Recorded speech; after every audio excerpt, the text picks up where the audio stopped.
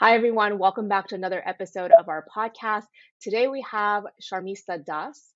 She is a Silicon Valley veteran who has come to the US with nothing in her pockets and yet has built an amazing career in the last 20 years as a B2B ERP product leader.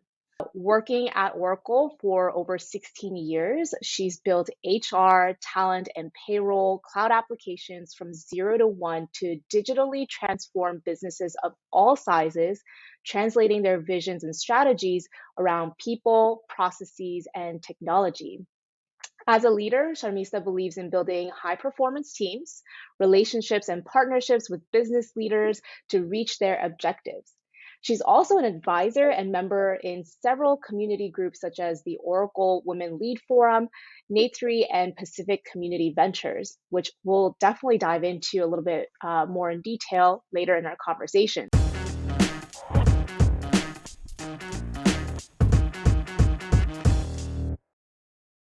So, Sharmista, welcome to the show. Thank you very much. Thank you for having me here, Jinny.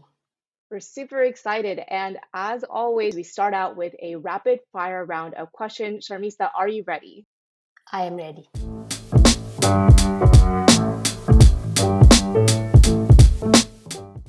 Awesome. So, where did you grow up?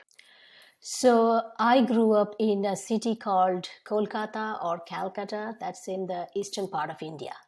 Awesome. And where are you now? I'm currently located at a place called San Jose, which is in Northern California, and it's about 50 miles out of San Francisco. Wow, that's a long way from home. And what's a book that you think everyone should read? If you're okay, I'm going to mention 3 books because I think if you read one of the 3 books, you should read the other 2. So I'm going to mention 3 books.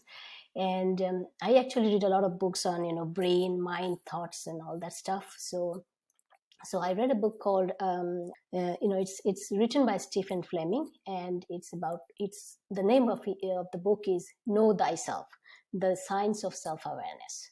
So basically what the author, he's a neuroscientist, and he is talking about here in this book is how do you know the minds of others? How can you understand minds of others better, and how you can understand your mind better?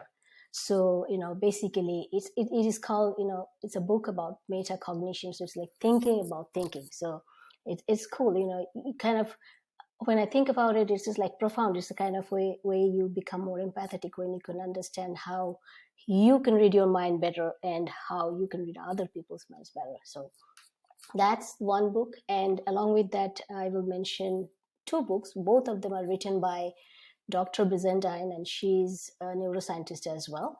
The 2 books are The Female Brain and The Male Brain, and those are both byproducts of her research, actually, which she did like in Harvard long time back. And both of them, and we know that, people think differently, right? But we also know that male and female think differently about different things, right? So, and we think differently at different stages of our lives. Like, we about the same thing, our vision changes, our thinking changes, and we act differently and behave differently as we mature. So in these books, she kind of teaching us how the male and female brains are wired differently, and how the wirings change as you grow old. So it's very interesting books, and if you read them, you'll see like you can explain many things. Clearly you can relate to these things, why we behave the way we behave, and why other person is behaving the way they behave. So yeah, those are the 3 books I would want everyone to read. I love that. It seems like you have a lot of fascination around like neurological thinking and self-awareness. It is, yes, very fascinating. That's awesome. All right. So, what is one app you cannot live without? Oh, it's Google Maps for me, because Google yes, Maps. because earlier, like I used to have to think about before going to any place or starting my journey, especially if I haven't gone there before. Like, would I be able to reach there in time? If I get stuck in traffic, or how do I get rid of, how do I find an alternative route? And even when the GPS came, they didn't have every possible route stored in it, right? So I had to like print these directions, maps and stuff like that. But now I don't have to do that anymore. So I love Google Maps. Yeah. It's a Oh, lifesaver for me. yeah, I remember when you had to print out directions, or even before that, where like you had the maps that you would buy at the store, and then you have to Yes. figure out how to fold it the right way. Yeah, exactly. Yeah. So what do you think is the best invention of all time? This is interesting, and I had this discussion with some of my friends earlier. So, I'm going back to that discussion. And basically, if you look around yourself, so each and everything, right, that your eyes fall on, it's either an invention or the product of one or more inventions, right? So if you try thinking and Mm, go back almost to the prehistoric age, I think the one thing that comes to my mind, and I feel the best invention of all times, is language. Because uh, if you think about it, like all the inventions, everything, you need to think about it. Like, the source of any invention is how you think about it, what you think about, whoever has invented, right? And what do you think with? You think with the language that you are most comfortable with in your brain, right? I mean, without language, how can you even think something? So for me, mm. language is the best, invention of all times.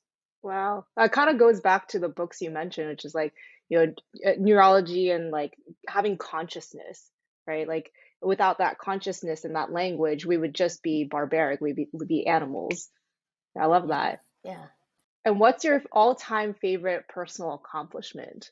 Well, I don't want to mention any job related, my project or product that I have built or delivered in my career as my accomplishments, because all of them, the successful and not the successful, not the so successful ones, from all of them I learned and I grew from all of them, and they were job related, and I think they were part of my job. But what I would say, my most favorite accomplishments are the outcomes for which I was acknowledged by people, because they were able to reach their goals and objectives because of that contribution of mine. So for example, if a customer has come and called me and told me, oh, Mm, because of this certain feature or certain enhancement, I was able to support my employees better. I was able to do my goal better, my objective of uh, reaching out to my own employees better, or helping my employees better. um, or even in times of pandemic or any other time, if my team member has called me and said, oh, because of your support I was able to do this, was able to do this project in time, or because of your help during that time I was able to do this. Those are the moments, I think, as my best accomplishments, and will always be with me. So, yeah. I love that. I love that. And that's how I see you being involved in the community too. It sounds like you're a mentor and advisor to the core. Thank you. Yes, I love to do that. I try my best, but yeah. All right, and our last question in the rapid fire round, what is the biggest challenge you're working on right now? Well, I think this has always been my challenge. So I've been working on it for quite some time, but I haven't realized it until later in my career.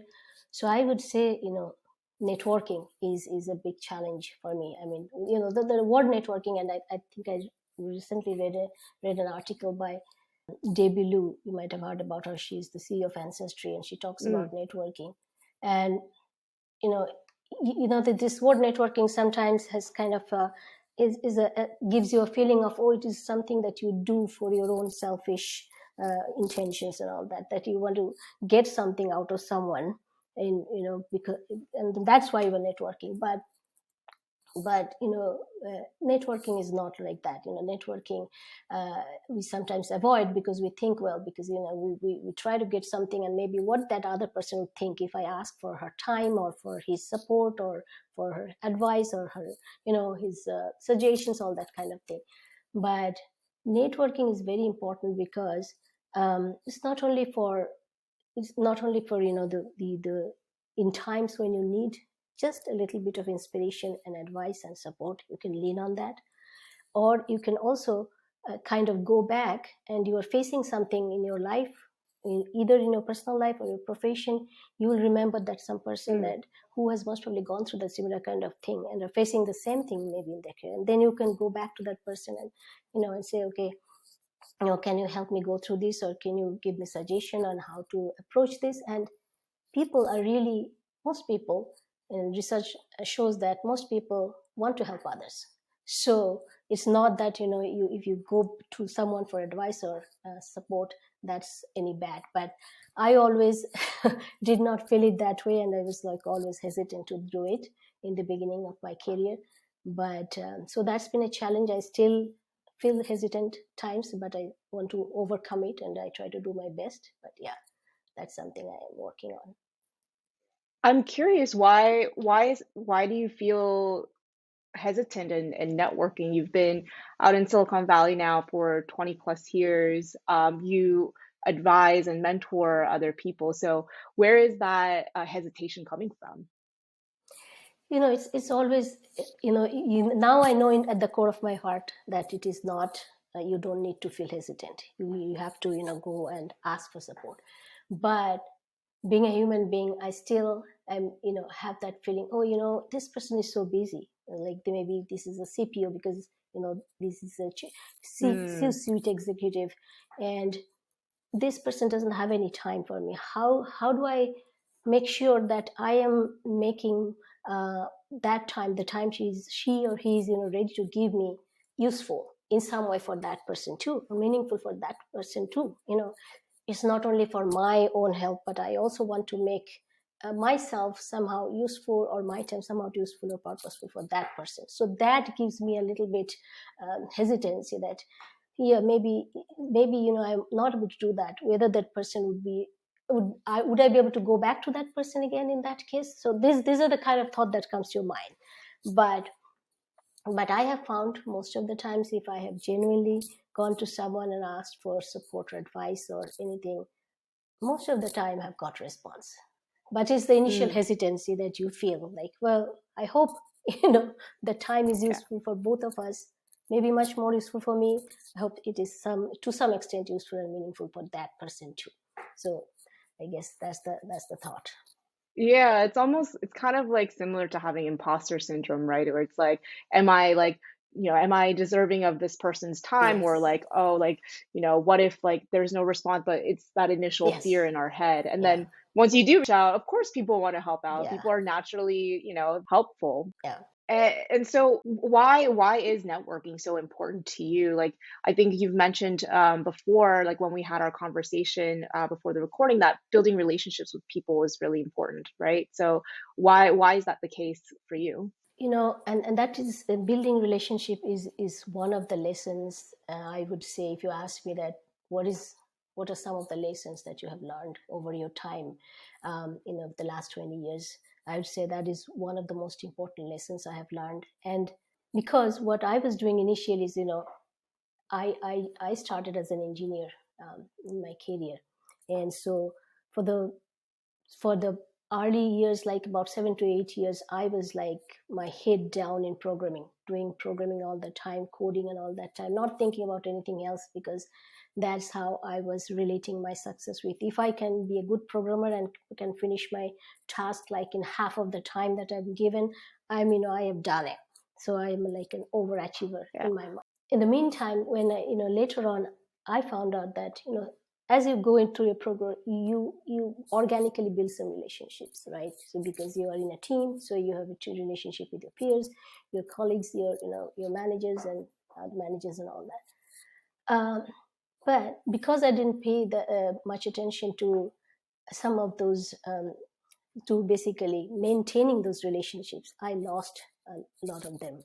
Meaning that I could not go back and um, redo it. You have to basically, it's not only Mm, building the relationships, it's also managing and maintaining them is important. Because when you really then at a certain time you feel that I wish I can reach out to that person and get some advice and suggestions and all that, you can't just do that after 10 years when you haven't spoken a single word to that person in the last 10 years. right? So you haven't even, you might have seen that person doing something, but you haven't acknowledged that, or you haven't talked to that, or things like that. So I felt that need, after certain years, but I realized that I can't now go back and suddenly ask that question. I wish I had maintained the relationship. So I had to go back and start doing it. And then I also have to remember that it's not only just seeding, just putting the seed under the soil, but you also have to water it, and make sure that it's growing well and it's growing nice and all that. So it then only when when you feel like you can reach out to this person and for something, or lean on that person, or you want to get support from that person, you'll be able to do that easily. And that person would also feel the same way. Oh yeah, this person, I have a good relationship with this person, and so I know this person. Yeah, I know why she's coming from, or why she's asking me this. So it's then easy to make that happen.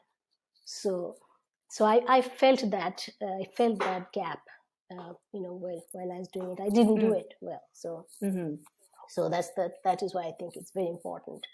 And so that's what I'm trying to do, and I try to do now, but I hope I have done it throughout. So anyone starting their career, I would give that as one advice, to keep that in mind. Yeah, I think that's such a great reminder for people who are so heads down, and that was myself included, where I think culturally more so, coming from Yeah.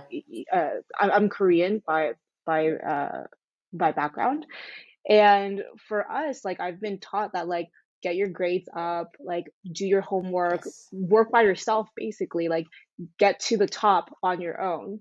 And then coming to the US and, starting my business, what I realize is, okay, you can't just be heads down. Like everything, all your success literally depends on the people around you and Yes. how you support those Yeah. people, because they will then later support you as well in your Exactly. journey. So I agree. I think, the sooner you can plant that seed, and you have to start watering it too, not just Yes. plant it. Um, I think that's super critical.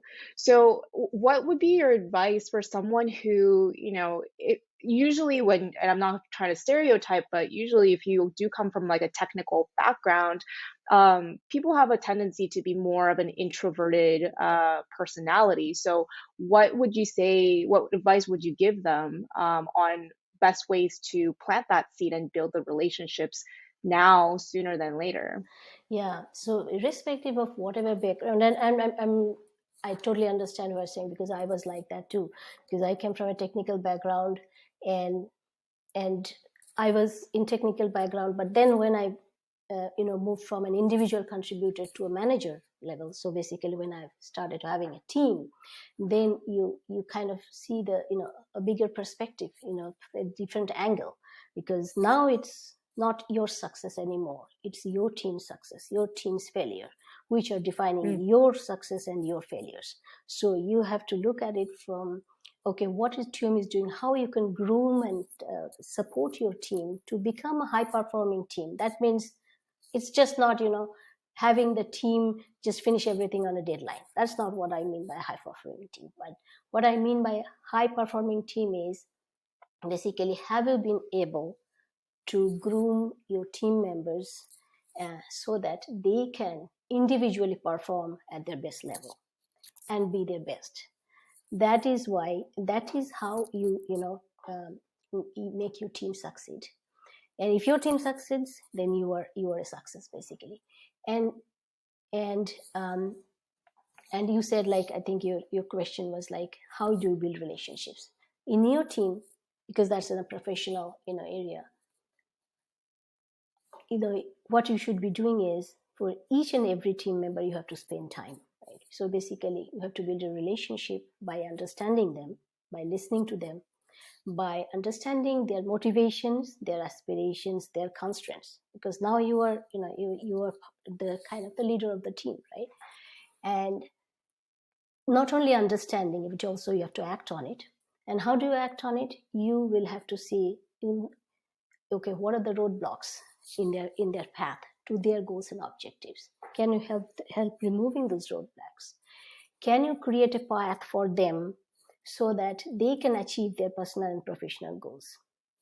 And also, you have to be always honest and transparent with them, and even lean on them at times when you see a problem, because it's not only you now, it's your team. So if you are seeing a problem, you are facing something, your team says the same thing. They are aware of the problems, they see the problem. So it's not you that you think I am the one who's going to solve everything and tell my team members how to do it. No, it's you as a unit. So when you are able to do that and build that kind of team, then you have built a relationship. So that's why building relationship is so important with your teams.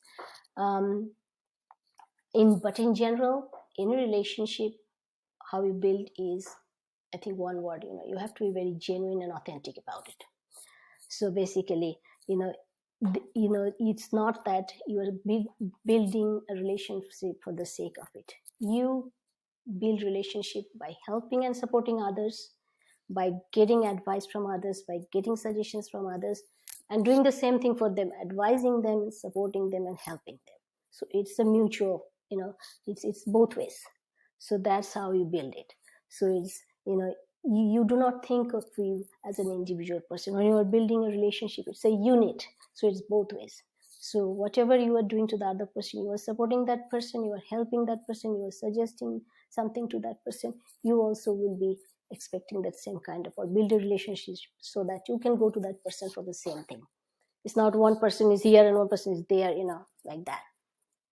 Oh yeah.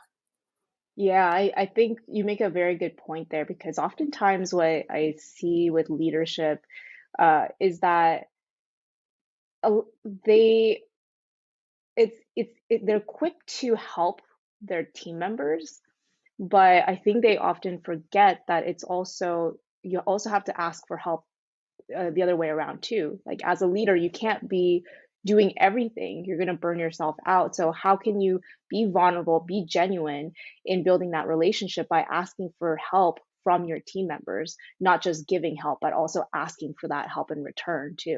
Right. That is very important, because oftentimes we feel, especially when I have seen when I, transition from my individual contributor role to a manager role, I had to learn that, because I had that mentality of, I have to do everything and have to finish everything on my own. And if I get that done somehow, it's done. It's not done for you if you are the leader of a team.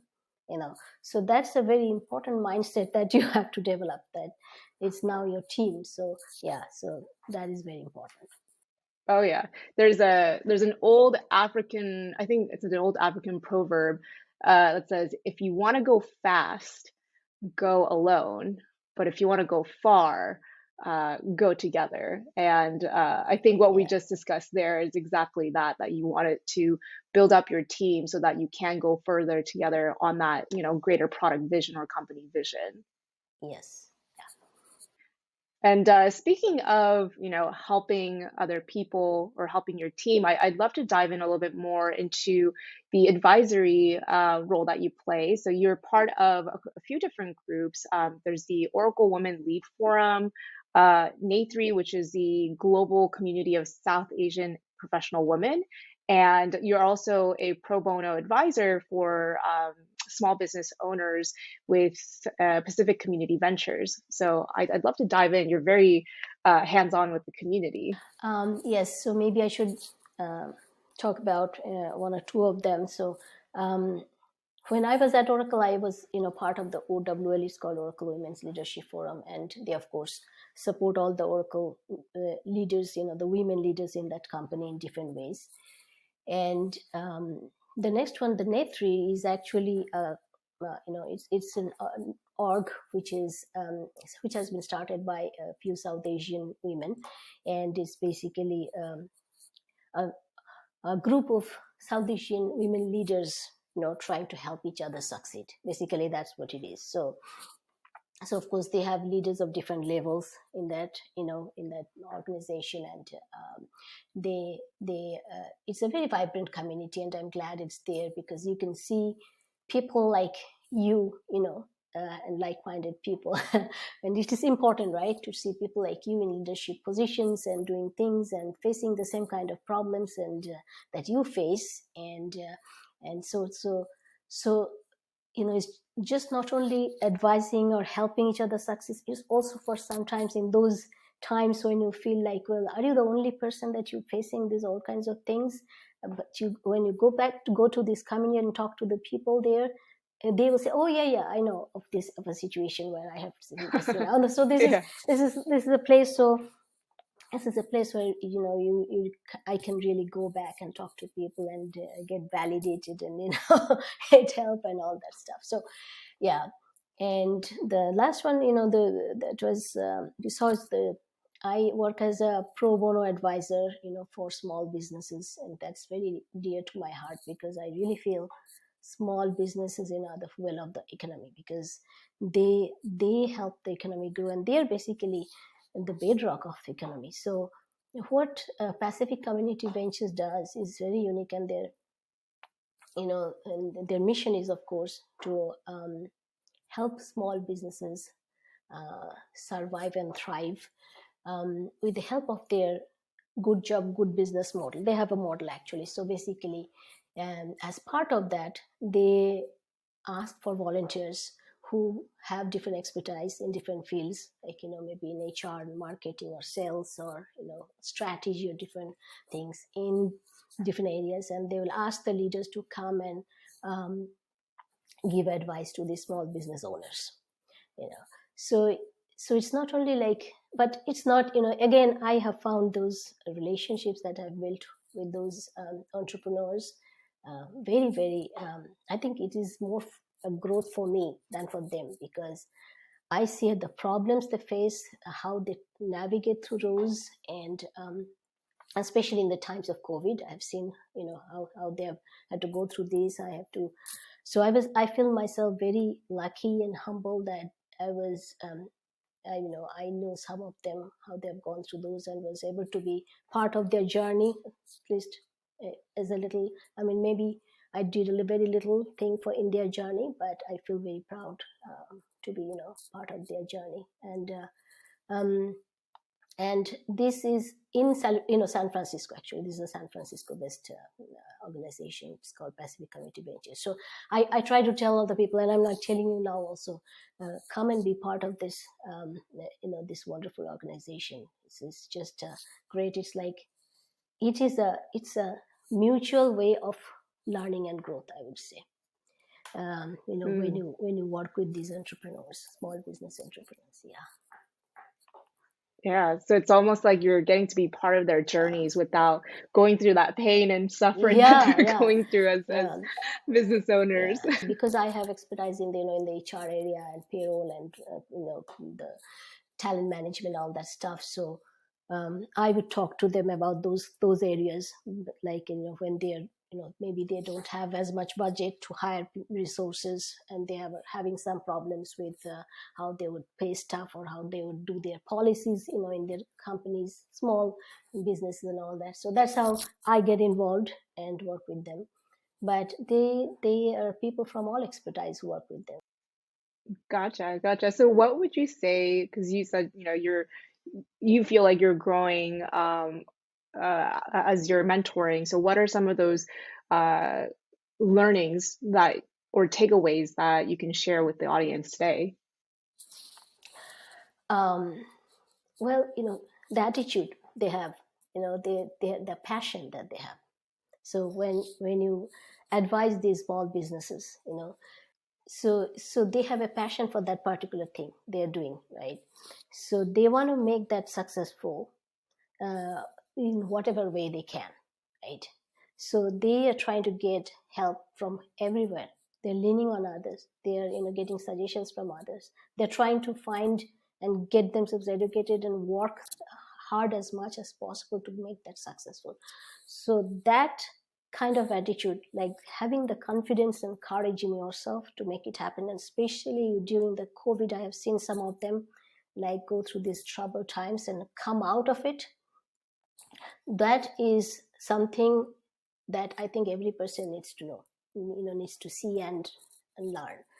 So that and they're dealing with change. They're these ambiguous circumstances, navigating through uncertainties each and every day. That's what they do.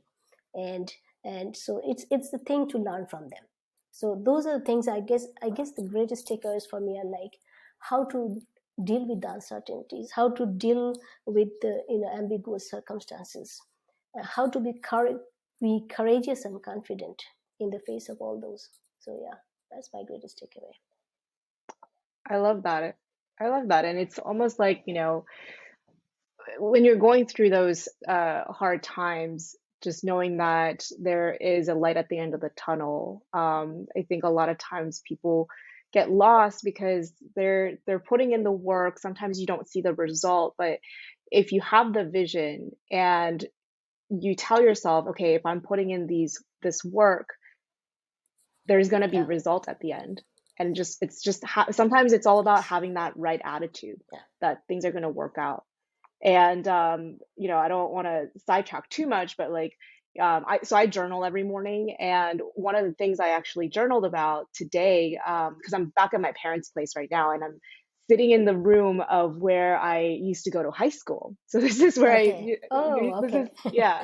So this is where I used to sleep when I was in high school, and I journaled, and I was like, you know, if the 16-year-old me knew where I am today, she would have put in the same hard work, but have more peace at her heart Yes. because I knew Yeah, because then I would have known where I am yeah, today.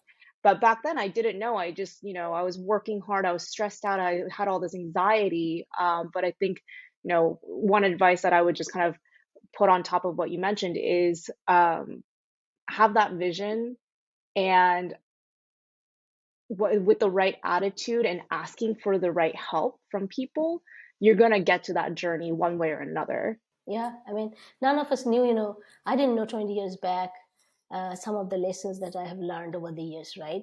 Nobody knows that you get matured and you learn so much. But yes, if you have that, if you're confident and you have a vision and you're ready to move forward, you can take it far. Yeah, actually, I want to jump right into that because in our first conversation, you mentioned that you had nothing in your pockets and you came to Silicon Valley 20 years ago. And tell us the story and how you got here.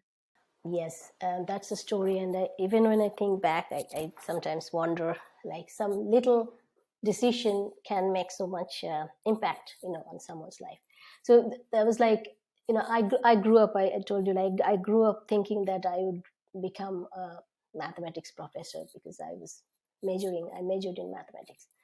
So, and then I was doing this research under my mathematics professor, and he came one day and said, there is an interview happening in the campus. It was a software company who is interviewing some people and looking for some people who can just, talk and, just answer their questions. They just want to see if you're ready to go in and, and talk to them. And I said, well, what the heck? I already have a job. I know I got a job offer a few days back for a mathematics lecture in a college. I said, well, I have a job.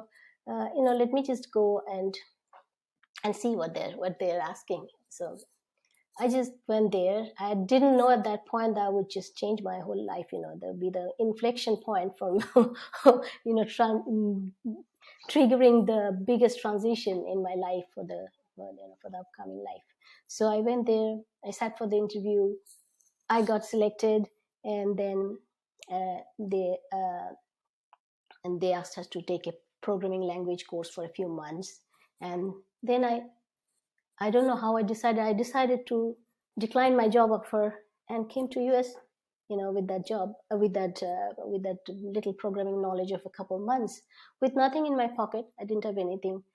I didn't know how a few months of programming language can help me keep afloat in the Silicon Valley. I had no idea, but I just came. Maybe it's that attraction towards something unknown and uncertain that brought me here. But the one thing I knew that whatever project that I start, the first job that I start, I had to make it work somehow. you know Otherwise I would have no way, because I left my job and it's not easy to get a job back going there. I didn't have any money, so I have to make this work. So the first job that I joined was in this company called Bytech, and they were a startup. And from the very first day, it was like drinking water from a fire hose. Like every morning, you'd sit in a client call. They would give you requirements because you have to create reports for them. You have to understand the requirement. You have to understand the data they would give you, create a data model out of it, then write SQL queries and understand the tech stack and generate report for them, in the format that they want, almost each and every single day. So I didn't have any time to think how I was doing, until about 6 to 8 months later, when I was ready to move to Oracle, they kind of begged me to, stay back. So that's gave me a lot of confidence because I knew I was doing something right, But anyway, I joined Oracle and I was lucky. Oracle was already an established database company at that time, but it was a startup with regards to the ERP softwares, at that point, because they were just entering big into the market of ERP softwares like the HR, payroll, and talent technology softwares that I use. Yeah, I know. I mean, so that's why I said it was already a very established company in database, but it was just entering in a big way in the ERP market, software market.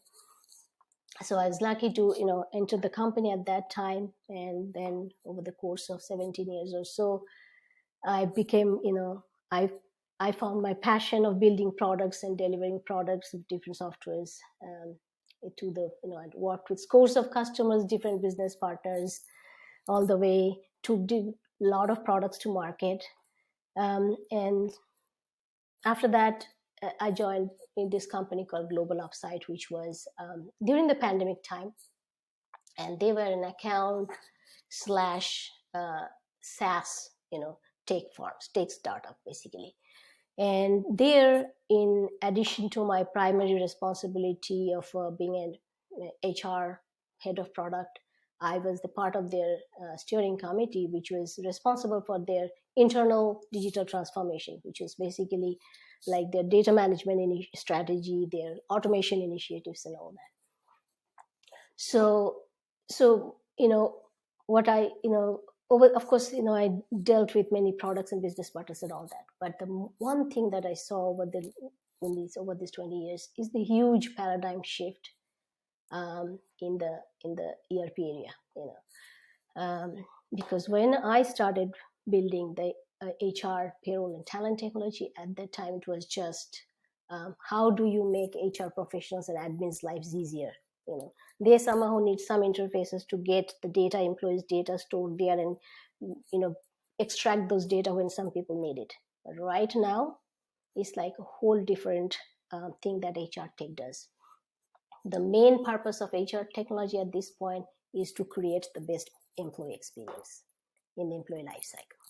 So basically from hire to retire. So such a shift. I mean, you cannot imagine 20 years back that this is what HR tech will be doing 20 years later.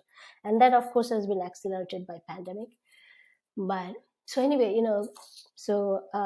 I'm excited, to how innovative the companies will become to give employee the best experience using HR technologies. That's very fascinating to me. Yeah. But Yeah, I would it's say, almost like a cultural yeah, shift, right? it is. It's like, it's unimaginable. It's unimaginable. But looking back, I still see that one interview that I sat, 20 years back, and went for an interview that triggered the biggest transition in my life. And I'm glad I went for that interview, and because that kind of is the source of all my learning and growth and evolution and self-discovery, I would say. Wow, that's amazing. And it's that one interview that's changed the entire course of your life. It makes you wonder, like, what other opportunities have we turned down that could have helped traject our future, whether it's personal or career related, that much forward. Um, so you mentioned, there's paradigm shift in HR products. Obviously, the cultural aspect has a lot to do with it. Where I'm sure 20 years ago it's a lot more top down, and now people care more about their employees. People are working remotely, so you also have to think about, if someone's working in Europe and your headquarters are in the U.S., how does that impact HR and things like that? And I'm curious, what other changes have you experienced or seen in the last 20 years? Yes, quite a lot of changes, but let me mention a few. Of course, being in Silicon Valley, I would say the first thing that we notice is the disruption in the technology. That's been going on, right? And it's going to continue. And we know that if we have to be relevant here, we need to follow that. And how these technologies are moving and how it's impacting, especially our industries, the industries that you are in. Like I am in software industry, I am in ERP industry, so I need to know how the technologies are impacting that. I know that AI, ML, data management, all these are going to be big. So this is going to be huge. All these are going to change. So that's of course one big change from the technology angle.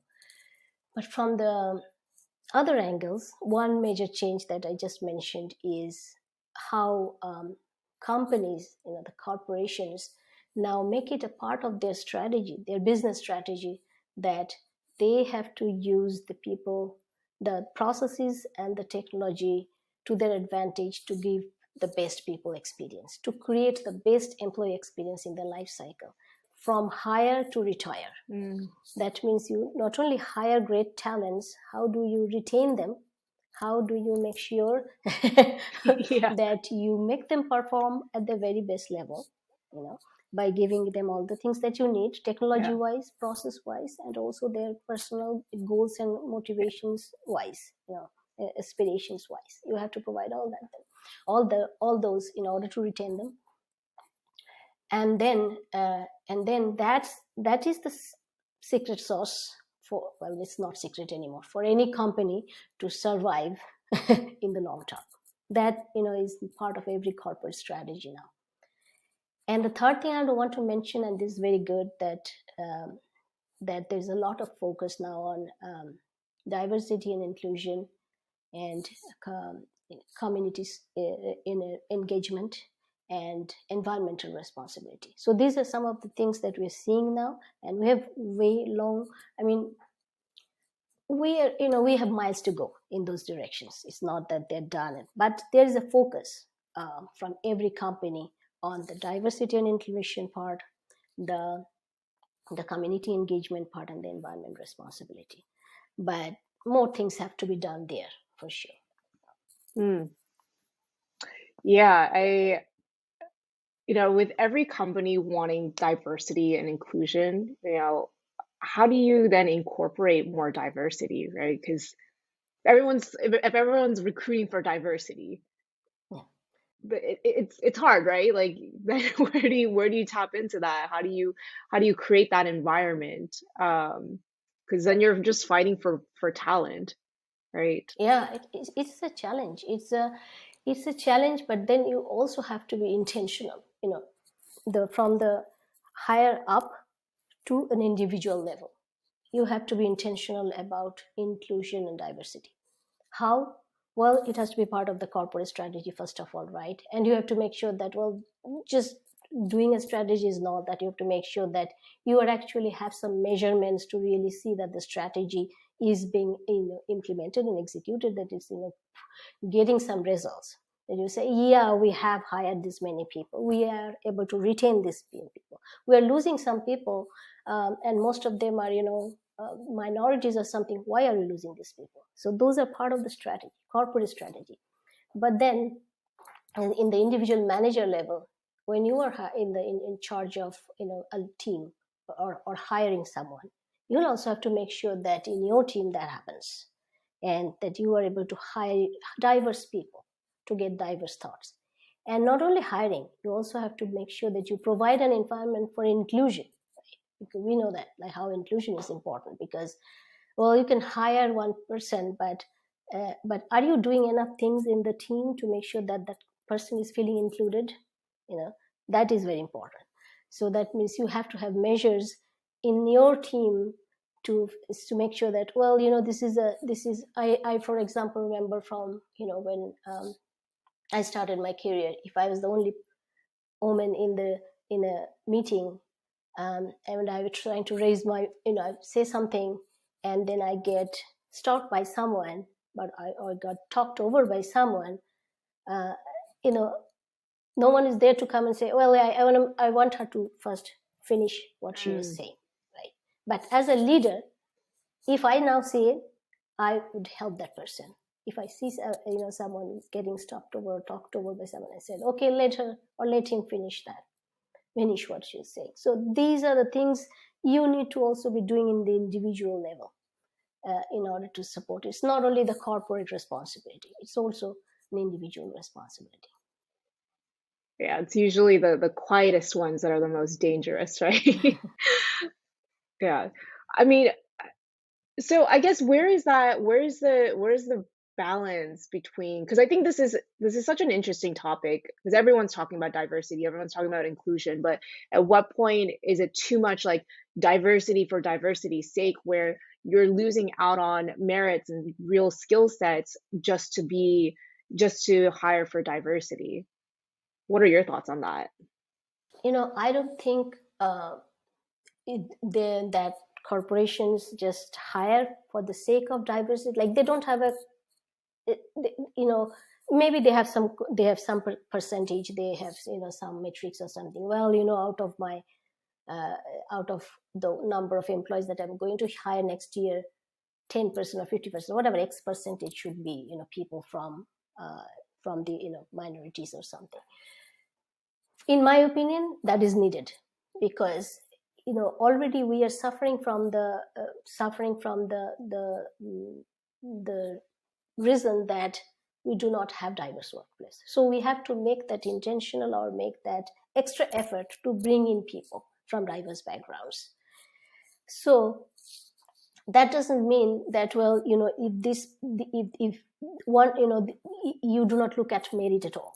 No, that doesn't mean that. But if you see that there are people of the same merit or same background or same everything, then you may make that effort in some place to take that other person, because you do not have that kind of thought or diversity in your team. So it's not like compromising merit. It's like when they're in the same level or in the same background or something, it is, you need to make that extra effort to do it. Because sometimes what happens is, it is natural for people that you are more inclined towards people of your own type, right? We all know that. So you feel much more comfortable with them. So if I see, if it's a men, are hiring, men are of course in positions of power in all these industries, so they most probably are comfortable with hiring people that they look like them, something. But that is the place where they have to kind of come out of their mindset and see, maybe I would be a little uncomfortable, or I'm not ready to be singled out for some reason, because I just want to be safe and all that. Those are the mindsets that you need to come out. And if you see the two persons are of the same age and all that, don't make the decision based on the stereotype impression that you have about this other person. It's not compromising merit. It's just the getting rid of that bias, that extra stereotype impression that you have. I think that's such a great point. And I want to go back to you being the only woman in the room, right? One, does it still happen often? And two, like what's something that uh you wish men in this industry were more empathetic towards? Well, of course that happens, because I'm in technology, and that happens sometimes. But I don't notice that as much as I used to do that before, because I guess I might have become more comfortable over the years, in in going to meetings like that, or facing situations like that. So I'm not, I do not feel that tension, or that discomfort, if you say, anymore. But that does happen.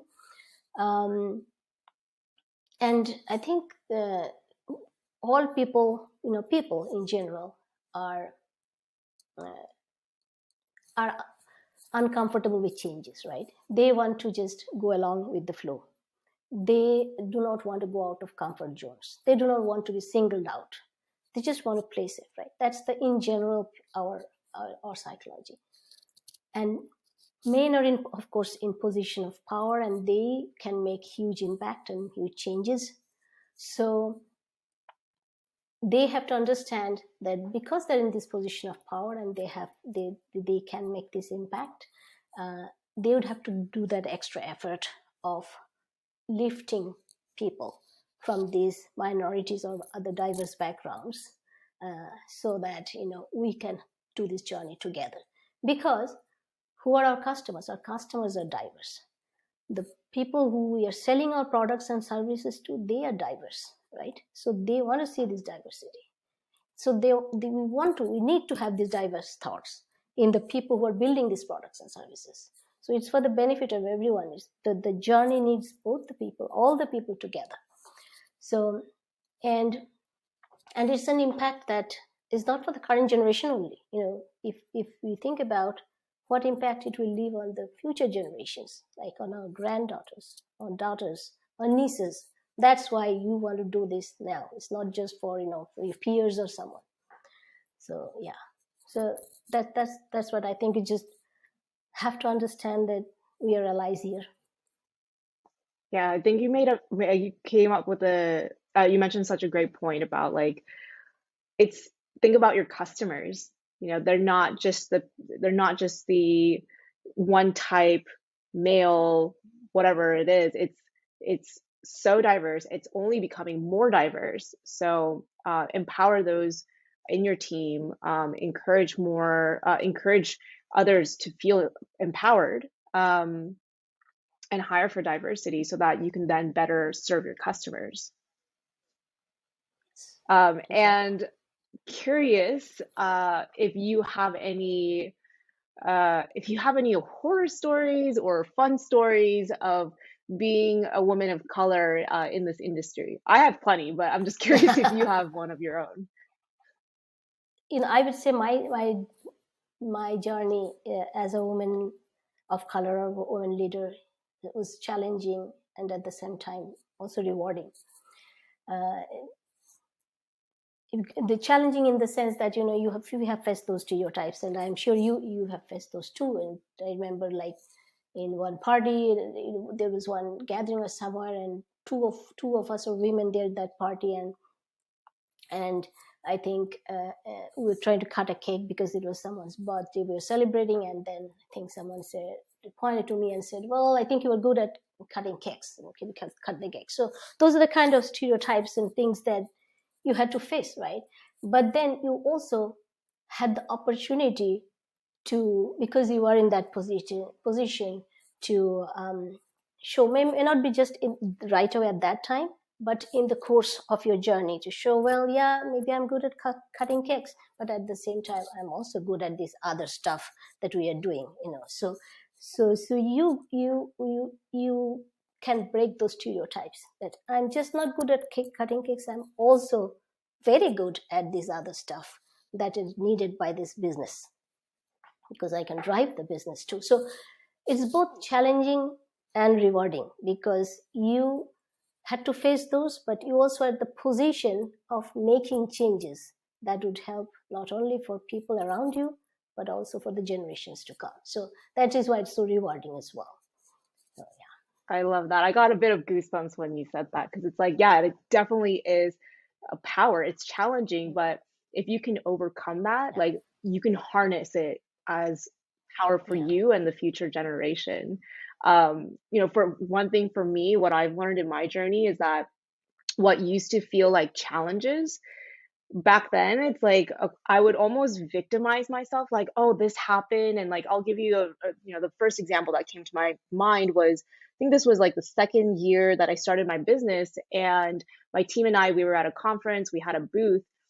Some guy came up, we had a really good conversation, told him about what we're building at WandrFul, and he was like, "Oh, you're the founder? Aren't you too young to be running your own business?" And I was so shocked back then that I didn't even have a comeback. Like, I was just like so hurt by the comment that he made. And, back then I was like, oh, like, that's just, that sucks that I had to deal with that. And now I'm like, well, yeah, I'm young. like think about how amazing this Yes. business is going to be like 10, 15 years from Yes. now, and I use it to my advantage. It's like, Yeah, exactly. you know, I it's all about how you turn that challenge into empowerment. So I wish I knew that back then, but now I Yeah, know. So you're so right. Yes, it's not to have the victim mentality at all, but to kind of know that, well, you know, yeah, I mean, most probably there is a positive, actually there is a positive side to it, because you are in the position to make that change, you know, in the thinking process of other people. So I think it's very understand also, and very, I mean, it is very good to know how others perceive you, you know. And you know, sometimes it most probably appears as a bad criticism, and you get disappointed, you get angry and all that. And it happened to me, you know, in my career too. If my manager had said something, I have stories to tell, but um, I would not take it well. But now, 20 years later, yeah, I know that how that helped. So it's not that you have to act yeah, upon every feedback or something, but it's good to know how others perceive you, because then yeah, you know how you can change something and how you don't want to change something. yeah. And sometimes my mindset goes to like, well, if someone's making that kind of snarky comment at me, it's not because, you know, it's not because I'm doing something wrong, but rather that they Mm-hmm. are intimidated by what I'm doing. So it's a different mindset. Yeah, Yeah, it's just like, cool. So we're coming up on time. One last question. What key takeaway, or anything that we haven't discussed would you want to share with the audience? well, I think I might have said it in different ways this before, but uh, one thing I want to, you know, I remind myself is every day, each and every day will not be the same, right? So you will not win every day. And if you have a certain goal that you are working for or working towards, most of the days will most probably be very normal for you, and you're not sure whether you're moving forward even. You know, you might even feel disappointed or lost in some days and uncertain and all that. But I think that's all okay. That's part of the journey, and if we can acknowledge that, the way we feel, acknowledge that, and at the same time can also zoom out and see where you have come from, where you have started, um, then you know that you are moving forward. And you also know that in the future coming days, you will, some days you will be able to, you know, run and fly and all that. Some days you'll manage to crawl, and some days you just would manage to somehow show up. But that's just part of your journey, you know. That is what, and all this is actually taking you forward. So it's all okay, you know. So I think that is very important for me, and I hope everyone, I believe, feels like that from time to time. I love that. I think that's such a great advice. You know, persevere, sometimes zoom out, see where you're at, the growth that you've been able to come to, and just one last thing to that is also be able to appreciate that journey as well. So, well, thank you so much, Sharmit, for sharing your journey with us and your story. Really appreciate your time. And if anyone wants to reach out and get connected with you, what's the best way to do so? I would say LinkedIn is the best way to do, you know. So, and I think you were connected to with me in the LinkedIn, yeah. So LinkedIn would be the best way to connect to me. Awesome. So we'll drop that in the link for all of you guys who are interested in connecting with Sharmistha. Again, thank you so much for your time. Really appreciate it. And thanks, everyone. Thank you so much. Thank you, Jinny.